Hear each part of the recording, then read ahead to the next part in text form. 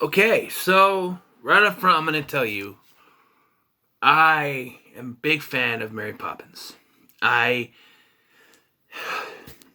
was basically raised on this movie. My grandma, I had a VHS tape that had like 3 or 4 different movies on it. This was one of them.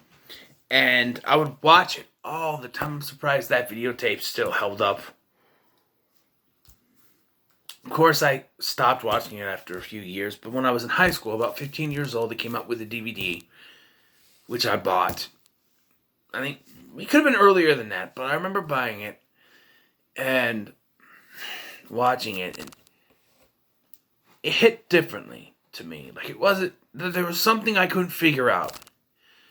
And a couple of years ago, Saving Mr. Banks was on TV, and I watched that.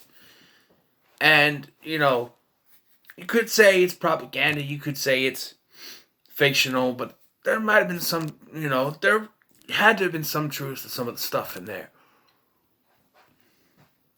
Watching this again, and this is the first time I've watched it since I watched Saving Mr. Banks.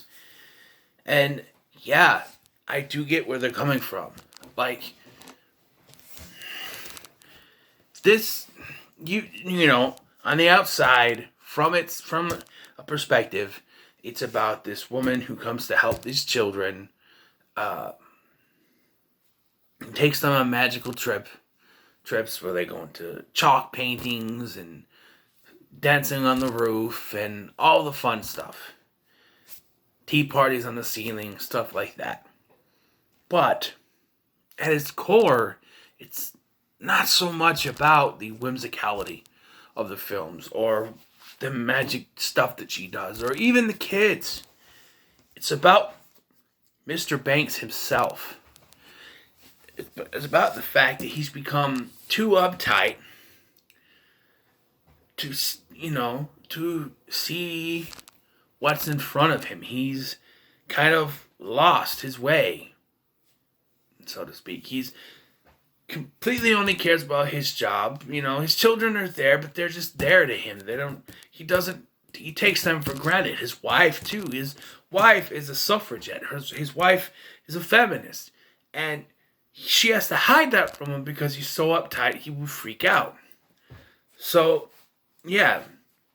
Every little thing the children does, it gets to the fact that they come down with a list of stuff, and it's so poppycock to him because he's so uptight that he rips it up and throws it in the fireplace. It gets blown away, and that's where Mary Poppins finds it, and she comes to the rescue. Not for the kids, but for him. And you really, especially when you're an adult, you can really see that.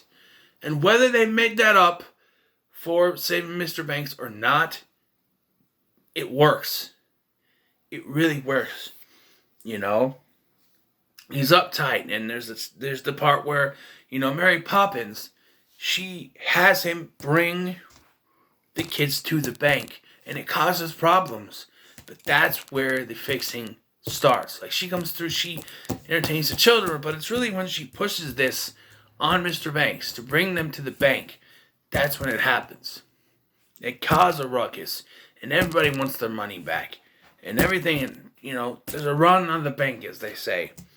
And it causes the children to run off, and just, it happens. And this ultimately costs him his job. But, so much happens. Really, he talks to Bert before he goes off. What really got me this time is what I really noticed this time is that throughout most of the film, he cannot say the word supercalifragilisticexpialidocious.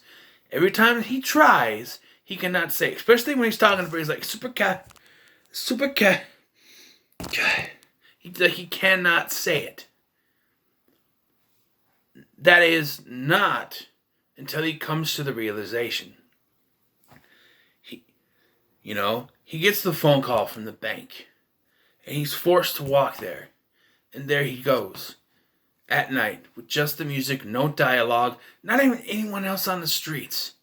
He walks to the bank, the music playing, and he's walking. He's at the umbrella, and he's going. And it's not even a happy walk or anything, or even that confident walk that he had at the beginning of the film. It's just a somber walk, and he's walking. And he stops. He walks over. You can tell it's a green screen, but he walks over to where the bird lady was, and you wonder, did she die? Or did she just go somewhere else? It's a thought. And he goes to the bank, and there's still no words as he walks in and walks throughout the bank until he gets to Mr. Dawes' office. And they fire him. They break his little flower thing, and they break his umbrella, and they make it go, even though I think you could just bend it back, it'll be fine. I had an umbrella that used to do that off and on, but... And they break his hat, and what I noticed this time is, it's funny, is you don't actually see him punch through the hat when they have Mr. Dawes Jr. do it. You see him go to do it, it cuts to Mr. Dawes Sr., you hear a pop, and then it cuts back to his arm through it. So obviously maybe they had a hard time doing it, but I kind of made me laugh just a little bit. It's like, oh, okay. And so then Mr. Dawes Sr. asks, is there anything you have to say? Is there anything you would like to say? And he's like, well, they say you don't have anything to say. And he puts his hand in his pocket. And he pulls out the tuppence that Michael gave him before he left. And he looks at it. And he says, supercalifragilisticexpialidocious. And that's it. Seeing the tuppence, that's when he realizes what's most important. His children. 2 tuppence, 1 for each child. That's when he comes to the realization. He says supercalifragilisticexpialidocious, and the more he says it, the happier he gets. He's fired, he lost his job, but he couldn't care. Yes, he gets it back, and some say that might ruin it. But the point is, at this moment in time, he doesn't care. He's laughing, he's jumping around, he tells the joke. There's 2 wonderful people, Jane and Michael. And Jane says to Michael, I know a man with a wooden leg named Smith. And Michael says, what's the name of his other leg? And he's dancing around, and he starts singing, a spoonful of sugar helps the medicine go down. He's happy because he's finally come full circle, and he's finally realized what's most important. Then Mr. Dawes gets the joke. He floats up into the air because there's the joke throughout the film that if you laugh too much, you will float into the air. Happened with Bert. Happened with Uncle Albert. Yeah.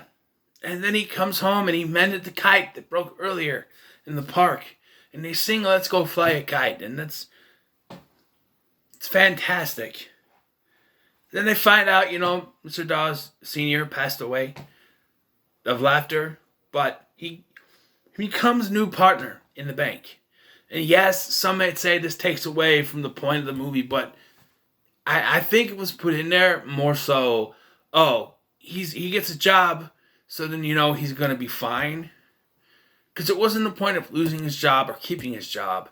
It was him coming to the realization. In that moment, at that time, he realized what was important. Yes, he's got a job now because after, this happened, he's going to need a job. He's got a job. He's still got a job at the end of the day. Compound that with the music, the animation. To this day, yes, there's some green screen that can be noticed. But it still really looks good. It still holds up really well. Unless you stand too close to the TV like I was earlier and you can see the graininess. But even that it just, makes it a little bit better for me. And the performances from Julie Andrews and Glynis Johns, David Tomlinson especially, and Dick Van Dyke. Yes, I know his accent isn't very good, but I never let that bother me. And all the other side characters that are in it works perfectly. Guys, if you haven't figured it out, this movie's a 10. Definitely a 10. It's fantastic. It's been fantastic since I was a kid, a teenager, an adult, seen in 3 different, as a kid you see the whimsicality of it. As a teenager, there was something I'm supposed to be getting, but I can't quite get. Now as an adult, I get it. It's about saving Mr. Banks. to kind of drop that movie again, name drop that movie again. But yes, it absolutely gets a 10. It's one of my favorite Disney movies. Yes. So what are your thoughts on Mary Poppins? Let me know in the comments below. Make sure to like, share, and subscribe. Thank you for watching. I've been Scotty. Supercalifragilisticexpialidocious.